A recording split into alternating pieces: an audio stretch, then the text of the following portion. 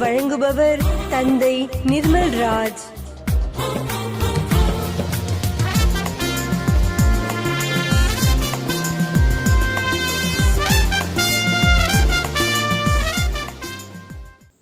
இறையேசுவில் பிரியமுள்ள சகோதர சகோதரிகளே, உங்கள் அனைவருக்கும் இறை ஆசிரையும் ஜபங்களையும் அன்போடு தெரிவித்துக் கொள்கின்றேன். இறை ஆட்சியை குறித்து விளக்குவதற்காக ஆண்டவர் 2 உவமைகளை இன்றைய நற்செய்தியிலே சொல்லுகிறார். கடுகு விதை உவமை, புளிப்பு மாவு உவமை.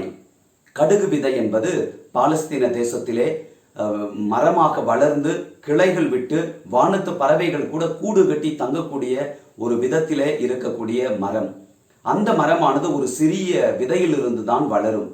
அதை ஆண்டவர் எடுத்துக்காட்டாக கொண்டு விண்ணரசு இந்த சிறிய கடுகு விதைக்கு ஒப்பாகும் என்று சொல்லுகிறார்.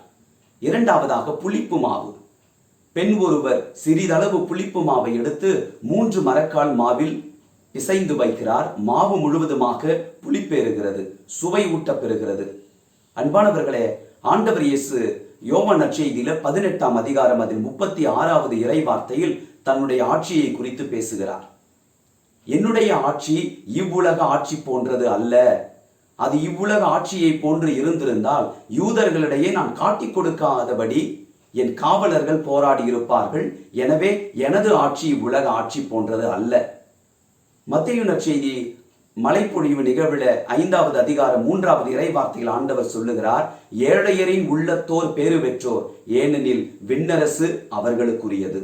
அன்பிற்குரியவர்களே, நாம் ரோமையருக்கு எழுதப்பட்ட திருமுகம் அதில் 14வது அதிகாரம் 17-18 வசனங்களிலே நாம் வாசிக்கிறோம். இறையாட்சி என்பது உண்பதையும் குடிப்பதையும் அடிப்படையாக கொண்டது அல்ல.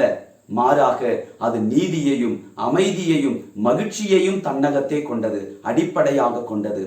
எனவே இப்படிப்பட்ட மனநிலையில இருக்கிறவர்கள் கடவுளுக்கு உகந்தோராயும் மனிதர்களுக்கு உரியவர்களாகவும் இருப்பார்கள். நம்முடைய வாழ்க்கையிலே கடவுளின் அரசை இந்த உலகத்திற்கு கொண்டு வர ஒவ்வொருவரும் கடமைப்பட்டிருக்கிறோம். இந்த அரசு உலக அரசு போன்றது அல்ல. பணம், பதவி, புகழ், வரட்டு பெருமை இவைகளை மையப்படுத்தியது அல்ல. அது தாழ்ச்சியை மையப்படுத்தியது, ஏழ்மையை மையப்படுத்தியது.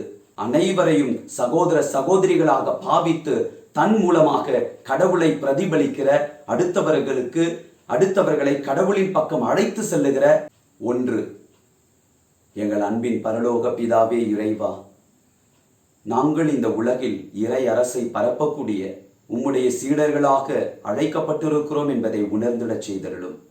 பெரிய பெரிய காரியங்களை, உலக பிரகாரமான காரியங்களை நாங்கள் நிகழ்த்துகிற பொழுது எதையோ சாதித்து விட்டோம் என்கிற தற்பெருமையை எங்களிடமிருந்து அகற்றும். உம்முடைய புகழ்ச்சிக்காக, மாண்பிற்காக நாங்கள் எதை செய்தாலும் அது உம்முடைய மாட்சிக்கு ஈடாகாது என்பதனை உணர்ந்து எங்கள் வாழ்நாள் முழுவதுமாக உமக்காய் பணிபுரிய ஏழையரின் உள்ளத்தோரை நாங்கள் கொண்டு இறை ஆட்சியை கட்டியெழுப்பக்கூடிய அன்பையும் நீதியையும் சமாதானத்தையும் ஒற்றுமையையும் இரக்கத்தையும் தாட்சியையும் கொண்டு வாழ செய்தருளும். இயேசுவின் நாமத்தில் ஜெபிக்கிறோம் பிதாவே, ஆமேன்.